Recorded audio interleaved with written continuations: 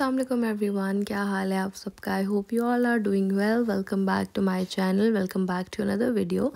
सो आज की वीडियो में मैं जा रही हूँ ग्रोसरी शॉपिंग करने के लिए और साथ ही मैं बात भी करूँगी आपसे कि यूके में अगर आप अपनी फैमिली के साथ रह रहे हैं तो आपका कॉस्ट ऑफ लिविंग कितना है।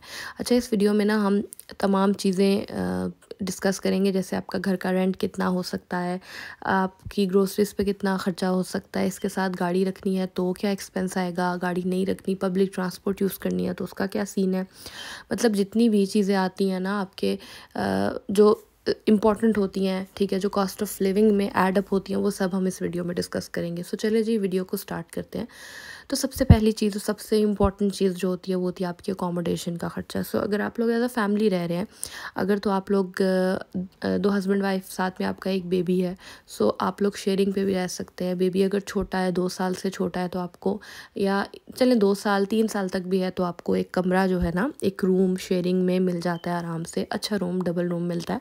सो वो आप एस्टिमेट लेके चलें तकरीबन 600 से लेके 800 तक। अब 600 से 800 में आपको क्यों बता रही हूँ, ये प्राइस रेंज वेरी करती है area to area, city to city. अगर आप लंदन के करीब करीब कहीं ले रहे हैं तो आपको तकरीबन 700 टू 800 में आपका रूम मिल जाएगा। और अगर आप थोड़ा दूर ले रहे हैं, लाइक अगर आप मैनचेस्टर, लीड्स, बर्मिंघम इस साइड पे ले रहे हैं, तो आपको 600 तक में, या कहीं हो सकता है आपको 600 से भी कम में मिल जाए, बट आप एस्टिमेट जहन में 600 टू 800 रखें। और अगर आप 2 बच्चों के साथ आ रहे हैं देन आपको शेयरिंग में अनफॉर्चुनेटली रूम नहीं मिलेगा। तब आपको अपना या तो 1 बेड अपार्टमेंट या फिर 2 बेड अपार्टमेंट ही रेंट करना पड़ेगा। बिकॉज़ यहाँ पे ना जो लैंडलॉर्ड्स होते हैं वो आपको कभी भी 2 बच्चों के साथ एक कमरा नहीं देंगे, और आपके ख़ुद के लिए भी प्रॉब्लम होगा 2 बच्चों के साथ एक रूम में मैनेज करना। सो आप उस सूरत में जो अपना रेंट है ना, वो तकरीबन जहन में रखें 1200 पाउंड से लेके 1500 पाउंड्स तक, ठीक है। सो ये हो गया रेंट का सीन। और एक चीज़ मैं यहाँ पे आपको बताती चलूँ कि एक रेंट ही वो चीज़ है जो यहाँ यूके में रहते हुए आपको मार देता है। बाकी सब चीज़ें आप मैनेज कर लेते हैं, लेकिन रेंट वो चीज़ है ना यहाँ पे, घर का रेंट, जो कि आपकी सैलरी का ना एक बहुत बड़ा परसेंटेज ले जाता है। बिकॉज़ यहाँ पे अकोमोडेशन बहुत महंगी है। सो मैं आपको यही मशवरा दूंगी कि अगर आप लोग न्यू आए हैं यूके और आपके पास भले ही पैसे हैं, बट फिर भी आप लोग अगर कपल हैं या साथ एक बेबी है और आप लोग एक शेयरिंग में रह सकते हैं, तो मैं आपको मशवरा दूंगी कि इनिशियली स्टार्टिंग में फॉर फ्यू मंथ्स आप शेयरिंग के साथ ही जाएँ। इंशाल्लाह जब आपकी चीज़ें मैनेज हो जाएंगी, ऑल्दो आपके पास बहुत पैसे हैं, बट फिर भी जब आपकी चीज़ें मैनेज हो जाएंगी, जॉब वगैरह स्टेबल हो जाएगी, तब आप अपने अकोमोडेशन के बारे में सोचें। बिकॉज़ अगर आप स्टार्ट से डे 1 से ही सेपरेट रहना स्टार्ट कर देंगे ना, तो बहुत मुश्किल हो जाएगी आपके लिए उस सेपरेट अकोमोडेशन को मेंटेन रखना। मैं अगेन बता रही हूँ, यहाँ पे बहुत महंगाई है। खैर, अकोमोडेशन का सीन हो गया। अब नेक्स्ट बात करते हैं ग्रोसरीज़ की। सो ग्रोसरी, अब यहाँ पे यूके में ना जो आपकी ग्रोसरी होती है वो 2 टाइप्स में डिवाइडेड होती है। एक वो तमाम चीज़ें होती हैं जो कि आपकी वीकली रीस्टॉक होती हैं आपके किचन में, जैसे कि आपका मीट है, वेजिटेबल्स हैं, फ्रूट्स हैं, दूध, अंडे, ब्रेड वगैरह। और साथ में फिर दूसरी चीज़ें होती हैं जो कि मंथली रीस्टॉक होती हैं किचन में। सो मंथली की अगर मैं बात करूँ तो हम लोग 2 लोग हैं, और हमारी 2 लोगों की जो मंथली ग्रोसरी है ना, जिसमें हमारी सारी चीज़ें आ जाती हैं किचन की, सब चीज़ें, सब कुछ ऐड अप करके हमारा तकरीबन 100 से 120 पाउंड्स तक बिल आता है, ठीक है। और अगर मैं वीकली ग्रोसरी की बात करूँ तो वीकली 50 पाउंड 60 पाउंड्स लग जाते हैं, जिसमें वेजिटेबल, फ्रूट, मीट, दूध वगैरह, दही, ये सब इंक्लूडेड होता है, ठीक है। तो आप कह सकते हैं कि हम 2 लोगों का ना ग्रोसरीज पे तकरीबन 350 पाउंड्स तक ख़र्चा आ जाता है। इसमें मैं आपको अपनी बेटी के डायपर्स और जो उसके वाइप्स वगैरह होते हैं ना, वो भी ऐड अप करके बता रही हूँ, क्योंकि मेरी ग्रोसरीज में वीकली ये चीज़ें भी आती हैं।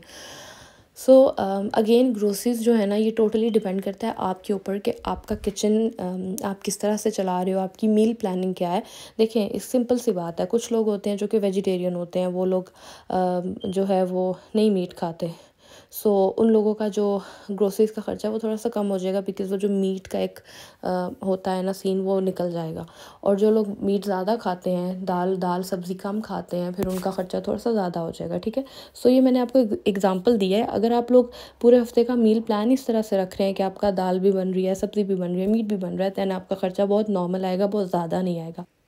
अच्छा, थर्ड जो चीज़ है ना, वो है गाड़ी।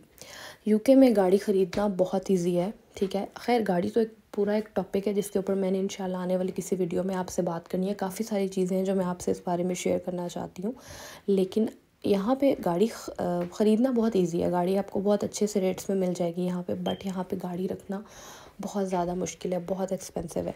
सो अगर आप अपनी गाड़ी रखना चाह रहे हैं तो आप एक तो एडअप कर ले उसकी इंश्योरेंस की कॉस्ट। अब इंश्योरेंस ना एक फ़िक्स्ड अमाउंट नहीं होती, वो डिपेंड करती है बहुत सारे फैक्टर्स के ऊपर, जैसे जो ड्राइवर है उसकी एज क्या है, और कोई उस पर इससे पहले उसने इंश्योरेंस क्लेम की है या नहीं किया, उसके पास ड्राइविंग लाइसेंस कौन सा है, ब्ला ब्ला ब्ला, इस तरह की काफ़ी चीज़ें होती हैं, उस पर इंश्योरेंस डिपेंड करती है। सो आप रफली इंश्योरेंस का जहन में रखें 150 से लेके 250 पाउंड्स के बीच में आपकी इंश्योरेंस होगी। पर्सनली मैं आपको बताऊं तो हमारी इंश्योरेंस है 146 पाउंड्स, ठीक है। सो अगेन ये डिपेंड करता है कि आप किस कंपनी से इंश्योरेंस ले रहे हो और कौन कौन से फैक्टर्स हैं, वो सब एडअप होकर आपकी इंश्योरेंस बनेगी। अच्छा, इंश्योरेंस के बाद जो दूसरी चीज़ होती है ना आपकी गाड़ी की, वो होता है रोड टैक्स। रोड टैक्स पे करना कंपलसरी है। अगर आप रोड टैक्स नहीं पे करेंगे तो आपके पास हक ही नहीं है कि आप रोड पे गाड़ी खड़ी करें। इवन आपके घर के सामने की रोड पे भी हक नहीं है आपको कि आप गाड़ी खड़ी करें। सो यू हैव टू पे द रोड टैक्स, जो कि तकरीबन 25 से 30 पाउंड होता है, ठीक है। अच्छा, रोड टैक्स हो गया, आपकी इंश्योरेंस हो गई। इसके बाद ना गाड़ी के और पेट्रोल वगैरह के ख़र्चे होते हैं, सो वो कोई फ़िक्स नहीं होता। वो अगेन आप जितना गाड़ी को यूज़ कर रहे हैं, जितना ट्रैवल करें, उस हिसाब से पेट्रोल का एक्सपेंस आप एडअप कर सकते हैं। तो पेट्रोल के बाद ना कुछ यहाँ पे टैक्सेस होते हैं, जैसे फॉर एग्जांपल अगर आप सेंट्रल लंदन में जा रहे हैं सो यू नीड टू पे कंजेशन चार्जेस। आप बर्मिंघम में जा रहे हैं सो यू नीड टू पे क्लियर एयर जोन चार्जेस। इस तरह के डिफरेंट सिटीज़ के डिफरेंट चार्जेस होते हैं। सो वो भी आप देख लें कि डिपेंड करता है कि फ्रिक्वेंटली आप कितना विज़िट करें लंदन को या फिर बर्मिंघम को, या जो भी आपका एरिया, उसमें जो चार्जेस लग रहे हैं वो भी आप चेक ज़रूर कर लें। और इसके अलावा यहाँ पे ना जो लोग न्यू आते हैं उनको इतना पता नहीं होता, गाड़ी के इतने टिकट्स आएंगे ना आपके घर पे, अल्लाह ना करें आए, लेकिन हमारे साथ ऐसा हो चुका है, हमारे इर्द गिर्द के बहुत सारे लोगों के साथ ऐसा हो चुका है, इसलिए आपको बता रही हूँ। गाड़ी के टिकट्स भी बहुत आते हैं स्टार्ट में, जब आप यहाँ पे गाड़ी चलाना स्टार्ट करते हो। ओवर स्पीड के टिकट्स आ जाते हैं, पार्किंग के टिकट्स आ जाते हैं। पर्सनली मैं आपको बताऊँ तो मेरे हस्बैंड को आज तक ओवर स्पीड का टिकट नहीं आया, बट पार्किंग के बहुत ज़्यादा टिकट आ चुके हैं। रफली हम 700-800 पाउंड्स तो अब तक टिकट ही भर चुके हैं। सो ये चीज़ भी आपने जहन में रखनी है, ठीक है। सो गाड़ी का ख़र्चा भी मैंने आपको बता दिया है। अब नेक्स्ट हम आते हैं कि अगर आप लोग मोबाइल के कॉन्ट्रैक्ट वगैरह ले रहे हैं, इंटरनेट वगैरह, तो उसका कितना ख़र्चा है। सो इंटरनेट जो है ना, अगर तो आप यहाँ पे मोबाइल इंस्टॉलमेंट प्लान पे ले रहे हैं जिसमें इंटरनेट पैकेज और सब कुछ होता है, तो तकरीबन 60 to 70 पाउंड्स वो आप कर लें, ठीक है। लेकिन अगर आप विदाउट मोबाइल सिर्फ इंटरनेट ले रहे हैं तो आप उसका रफली रख लें 15 to 25 पाउंड्स में आपको यहाँ पे इंटरनेट, अनलिमिटेड इंटरनेट, ये सब ना डाटा वगैरह, सिम का पैकेज मिल जाता है। अच्छा, इंटरनेट का ख़र्चा भी मैंने आपको बता दिया। नेक्स्ट आ जाते हैं कि अगर आप ट्रैवलिंग कर रहे हैं, गाड़ी नहीं है, पब्लिक ट्रांसपोर्ट आपने रखी हुई है, सो वो बहुत ईजी रह जाता है सीन। मतलब थोड़ा टाइम ज़्यादा लगता है आपको कहीं भी पहुंचने के लिए, बट इतना ख़र्चा नहीं होता। उसमें आप लोग बस पासेस बनवा सकते हैं और साथ में आप लोग ट्रैवल कार्ड यूज़ कर सकते हैं। अच्छा, ये भी कोई फ़िक्स ख़र्चा मैं आपको नहीं बता सकती, ये टोटली इस चीज़ पे डिपेंड होता है कि आप कितना ट्रैवल कर रहे हैं। अगर आप हाउस वाइफ हैं, ज़्यादा बाहर जाना नहीं होता देन तो ऐसी बात है, आपका इतना ख़र्चा नहीं है। बट अगर आपको काम पे जाना है और अगर 6 के 6 दिन जाना है या 4 दिन जाना है या 2 दिन जाना है, तो वो उस लिहाज से आपका एक्सपेंस बनेगा। बट रफली पर पर्सन काम पे जाने वाले बंदे का ना आप तकरीबन वीकली लगा लें 20 to 30 पाउंड्स आपका ट्रैवलिंग पे ख़र्चा आ जाएगा। इससे ज़्यादा भी हो सकता है, अगेन डिपेंड करता है कि आप कितना ट्रैवल कर रहे हैं। सो ये मैंने आपको ट्रैवल का ख़र्चा भी बता दिया है। और इसके बाद ना अगर तो आप लोगों ने शेयरिंग में घर लिया है, तो मोस्टली जो शेयरिंग के घर होते हैं ना, उसमें रेंट बिल्स के साथ इंक्लूडेड होता है, आपको अलग से बिल नहीं पे करने पड़ते। लेकिन अगर आपने अपना अपार्टमेंट लिया, अपना घर लिया, देन आपको बिल्स भी ख़ुद पे करने पड़ेंगे। और बिल्स भी आप अपने जहन में तकरीबन 300 से 500 पाउंड्स रखें, जो कि आपका गैस का, इलेक्ट्रिसिटी का और पानी का बिल होता है। खैर, अब तो बिल लोगों के बहुत ज़्यादा आ रहे हैं, बट आप रफली ये एक एस्टिमेट लेके बिल्स का भी चलें साथ। अच्छा, ये तो मैंने आपको बता दी सारी की सारी बेसिक चीज़ें आपकी, जो कि आपको पे करनी है। इसके बाद ना कुछ एक्स्ट्रा चीज़ें होती हैं, जैसे अगर आपको कोई शॉपिंग वगैरह करनी है या आपका बेबी है तो बेबी का क्या ख़र्चा आ सकता है। सो वो भी आप जहन में तकरीबन 100 पाउंड्स महीने के रखें। बिकॉज़ यहाँ पे जब आप न्यू आते हैं ना, तो आपको कोई ना कोई चीज़ हर महीने, हर दूसरे तीसरे दिन ज़रूरत पड़ जाती है। घर की चीज़ है, बच्चे की चीज़ है, कपड़े हैं, जूते हैं, मतलब हर चीज़ को कुछ ना कुछ टाइम के बाद ज़रूरत पड़ सकती है। सो 100 पाउंड्स आप साइड पे सेपरेटली रखें कि अगर आपको इमरजेंसी में कोई भी चीज़ ज़रूरत पड़े तो आप लोग उसको फ़ौरन से ख़रीद सकें। जैसे मैं आपको अपना एक सीन आपसे शेयर करती हूँ। हम लोग जब यूके आए सो मैं पाकिस्तान से थर्मामीटर नहीं लेके आई थी। सो मिनहल को बुखार हो गया और मुझे फ़ौरन से थर्मामीटर चाहिए था, मुझे उसको ख़रीदना था। सो मेरे पास सेपरेटली पैसे पड़े थे, मैंने उसमें से 50 पाउंड्स निकाले और मैं जाके थर्मामीटर और बीपी ऑपरेटर्स की किट दोनों चीज़ें जाके आर्गोस से ख़रीद के ले आए। उस टाइम पे 50 पाउंड्स की दोनों चीज़ें मेरी आ गई थी।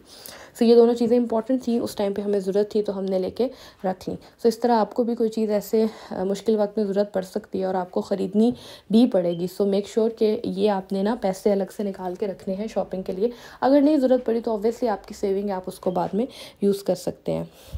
सो गाइज़ आई होप मैंने जितना भी कॉस्ट आ रही है ना आपकी लिविंग की यूके में, वो मैंने आई थिंक सो आपको बहुत अच्छे तरीके से एक्सप्लेन कर दिया, बता दिया है।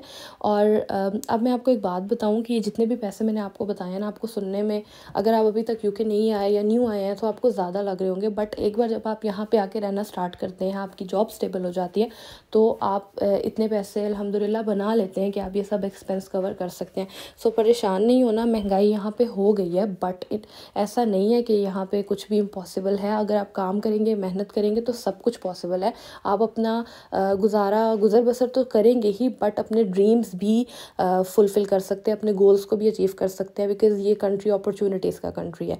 सो बस ये था आज का व्लॉग और ये थी आज की वीडियो, ये थी आज की इन्फॉर्मेशन जो मैंने आपके साथ शेयर करनी थी।